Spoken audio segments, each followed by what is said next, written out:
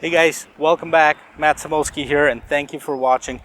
Here's another video, and today I have a pleasure of taking a look at this beautiful 2020 Alfa Romeo Giulia.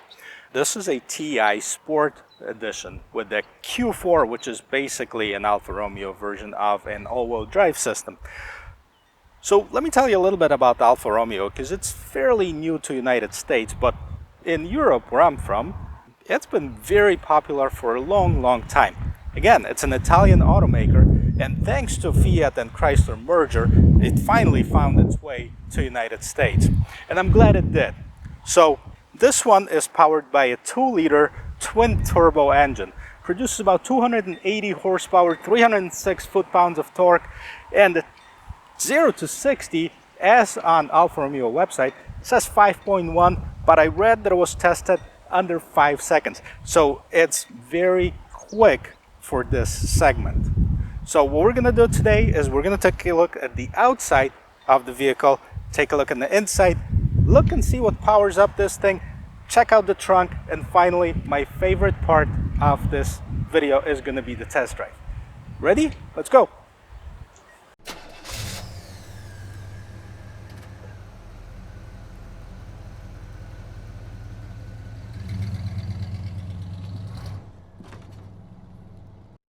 Alright, so let's start with the front of this vehicle. As you can see, it's got this typical Alfa Romeo grille on it. It's that triangle, heart-shaped, that's very distinct, and it's unmistakably Alfa Romeo with the Alfa Romeo logo on it. It's got this front lip spoiler nicely incorporated in the rest of the bumper. It does have the LED lights as well. The hood nicely sloped, contoured. It basically fits in perfectly within the bumper. 19-inch wheels dressed up with the sport tires on it. Big yellow brake calipers. It's got the Alfa Romeo logo on it. They look like Brembo brakes to me, but it could be that they're not. So moving on to the side of the vehicle, you see this one's got this night package, which everything again that was chrome, like the trims around the windows. It's black now. It's also got the big panoramic sunroof, door handles, same color as the rest of the car. It's got this nice door underneath the door sill, kind of a sporty accent as well. And we're going to take a look at the back as well. Alright, so moving to the back of this vehicle, nice lines. Again, this sporty stance of this vehicle, Alfa Romeo logo, emblem, and Giulia in black, as well as a Q4 on the other side. That basically indicates that the vehicle is an all-wheel drive. If you look at this vehicle, it's also equipped with the sport package, and it's got this nice sporty bumper with the air diffusers and exhaust on both sides of the vehicle. We're going to start it up very soon to hear how that exhaust sounds like. I'm really curious about that. On top, you can see the big panoramic sunroof. That also adds to that two-tone color of the vehicle. But, you know, again, take a look at this color. This color is beautiful.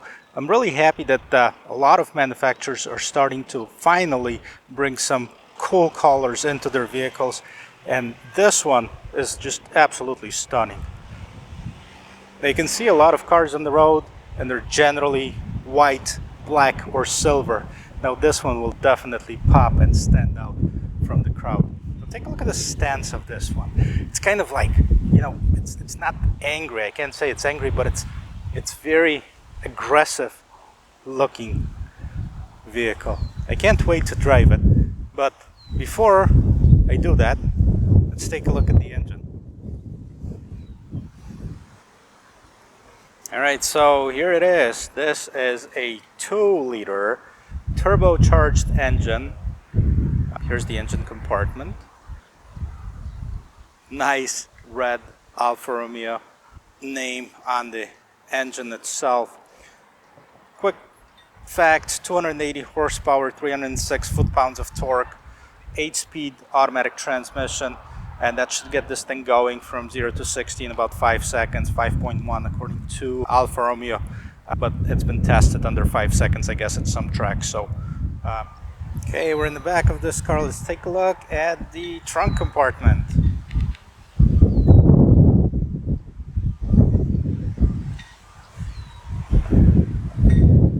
Okay, respectable size, just about the same as most of the other cars in its class.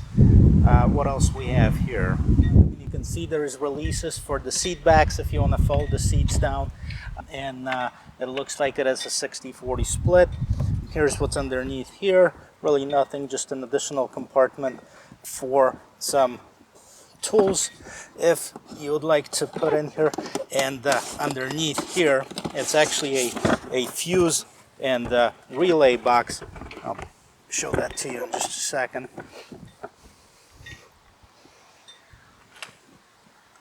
Let's see if you can see the fuse and relay box is right underneath here. That seems to be like a little bit of hiding compartment too, if you want to put something in here as well. Interesting, the battery is actually behind this panel right here, and the fuse and relay box is underneath there. So here's the trunk. Now let's jump in the back seat. All right, so we're gonna take a look and see of how much room there is in this Giulia. Have the seat adjusted to my driving position. Again, 6 feet tall, fairly comfortable. I mean, it's just like most of the cars in its class. I do have some room between my knees and the back of the seat. What else we have here? Nicely wrapped leather seats. This one has the vents right here, a USB charger. Now this car also has a panoramic sunroof, and also has the sunroof that this one is fixed for the passenger. The front one opens actually. A nice touch, and the map lights in the back right here. So that's what's in the back. Let's check out the front. All right, so let's take a look at the door. First, the usual sound check. It's a pretty solid door. Let's do it again. Nice, I like it. Take a look at the side of the door. You can see obviously the handle, lock and unlock your controls for the windows, mirrors, speaker, and I'm going to move into the inside. I can already see what I like, those big shifters by the steering wheel. That adds to the sportiness of the car without even driving it. Take a look on the side right here. We can see the light control. You can turn off your parking sensor. You can turn your automatic engine off button in here, and you can dim or brighten your dashboard right here. Steering wheel, multifunctional steering wheel. What I really like about it, and what's different about this car than some of its competitors too, that the start-stop button is actually right on the steering wheel. You can see that on some of the luxury or some of the exotic cars like Ferrari has it pretty much in exactly the same spot. So let's go inside and let's check out the infotainment system, and let's check out what else is in here. All right, so a couple things. Let's start it so we don't get too hot. Oh, forgot where the start button is, and I just talked about it. Nice, clean design as far as the gauge cluster right here.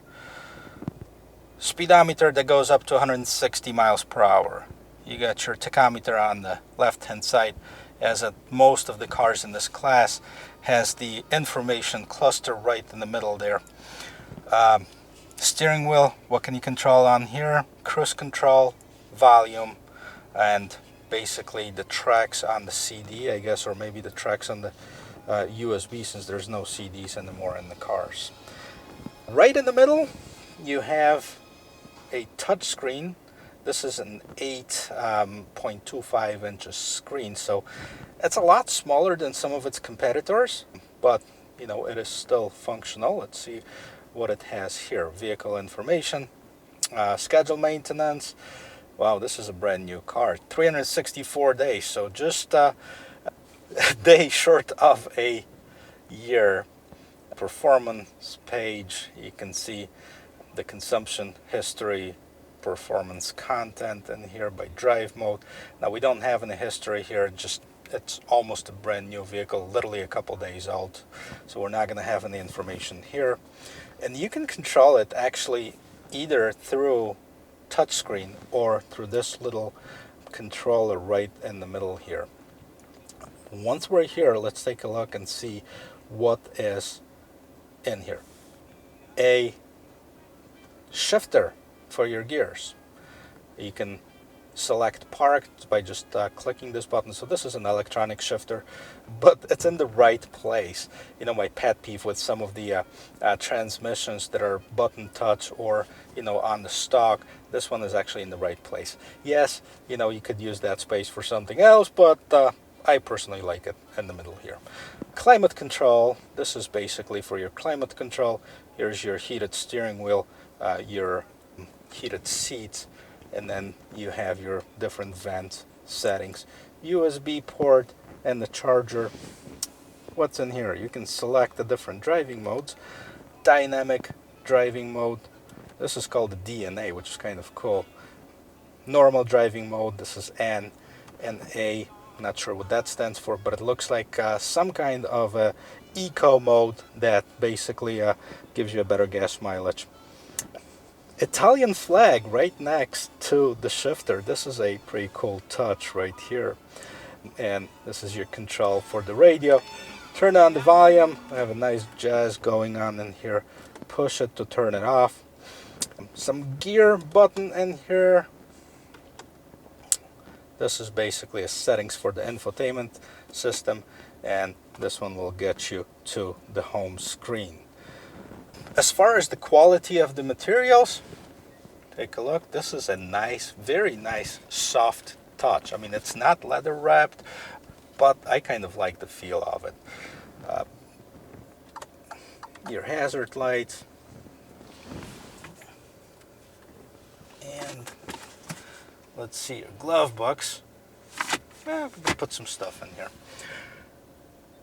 Anyways, like I said, when I was in the back seat, it does have a panoramic sunroof, and the controls are right here. You can first, you know, just take the shade off or open up the shade, and then you can open the sunroof, and it actually opens up quite nicely. So here it is. This is the interior of a 2020 Alfa Romeo Giulia. Comparing it to some other cars in its class, it's functional, it feels good, the steering wheel is nice and solid, and it's definitely very sporty. Again, the bottom is flat, typical of a sports car. Big shifters in the back. The only, you know, if I were to pick on something, I think the infotainment center could be a little bit nicer, could be a little bit bigger, but then again, you know, you can have a car for driving or you can have a car for entertainment. And I think that this one is a lot better driving car than, you know, a couch with a big TV on it. So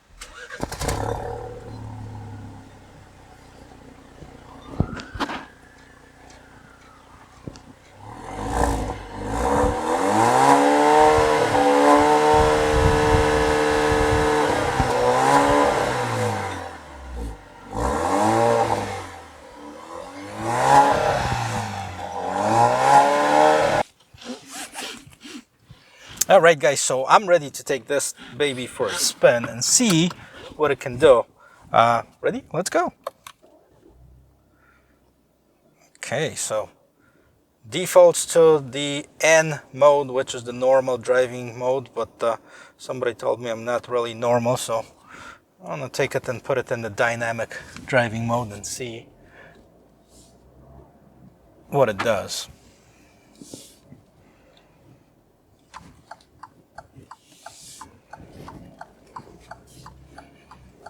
So what I noticed right away, it's a very nice and kind of definitely European, but more of a German-like feeling, a stiff suspension, sport suspension. Now we're in the dynamic driving mode, so it is going to be a little bit stiffer than normal mode. But very responsive steering wheel, not overwhelming, but very, very nice and comfortable. Take it on an open road and see how throttle response is and how the pickup is. So that's going to be the fun part. The handle's really nice. Really surprise and quick acceleration. Especially like merging in traffic. Okay, good. I like to take it on the expressway so we don't have to drive 35 miles an hour. We can actually go speed limit or 2 miles above it. And there she goes. Now this is very nice.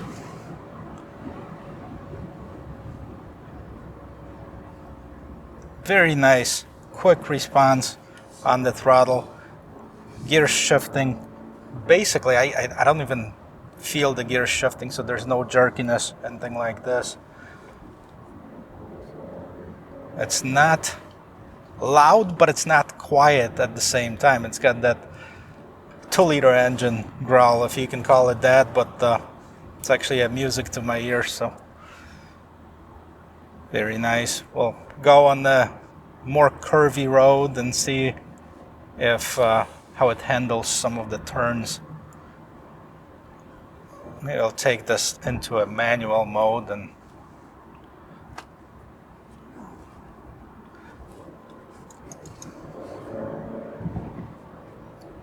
nice on the downshift, 2 gears down.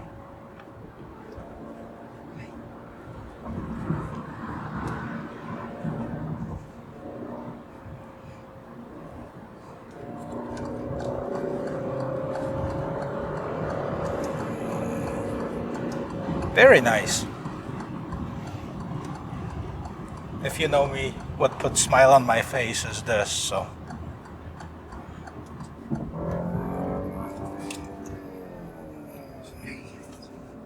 Yeah.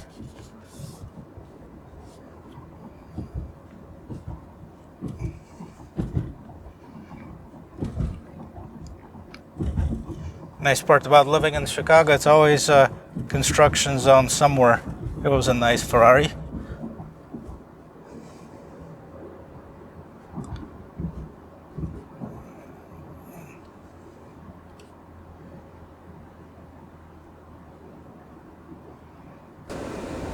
One thing I notice about this car is how fast the reaction is for the steering wheel, the throttle. It's really very nice, fast, and very agile as far as the cornering, the pickup. Unfortunately, I'd like to test it out on the track at one point, but not today. Well, on the display I can see the G-force, so you can kind of see of how the vehicle moves and where it's at with the reference to the center point. Let's see if we can hear a little oomph.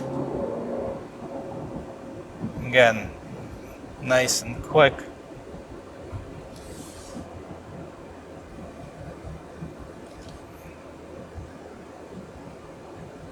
The seats kind of hug you on those turns, so they're sporty, but they're not uncomfortable.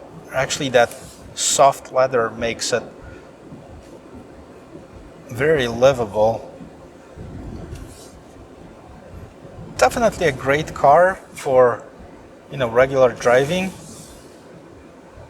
Miles per gallon, I mean, this thing is rated at over 30 miles per gallon on the highway, so It's not bad at all. 23 in the city, I think 34 on the highway.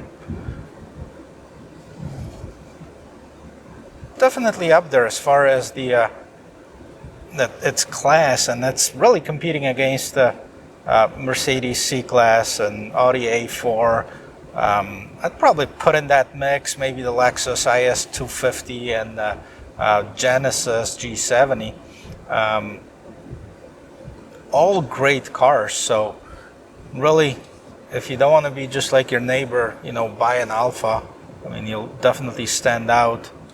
This is different and still within the same price point. Now, this particular vehicle was listed just over $50,000, or right around $50,000, and it's got the sport package. It's got this nice equipment that's in it, and that's about in the same range. Like if you were to price out a 3 Series BMW or a C-Class Mercedes, Genesis might be a little bit less expensive. Lexus probably just a tad under that. But guys, like I said, if you want to be different, if you want to stand out of the crowd, I mean, this is definitely a car to consider. Plus the cool colors that they have. I mean, this color is just beautiful. I mean, I'm driving inside of it and I can see this blue hood, and it's stunning. So overall, I'll give this car a big thumbs up. Like I said, if I were to complain about something, is this, well, fairly mediocre infotainment system comparing to the competition, but the performance of it definitely makes up for it. It's really quick pick up and go. The drive of it, the fun of driving is where this car will get you. So, if you want a couch with a TV in front, go for some other cars. But if you want the fun driving part, Alfa is going to be your car. Can't believe how many nice cars are here. This is a third antique Rolls-Royce that I've seen on this road in the last 15 minutes. So this concludes this walk-around review of this vehicle. If you like to talk about cars or listen about cars, check out my channel. Hit like, hit subscribe. I really appreciate every single view. So we'll see you in my next video. Cheers.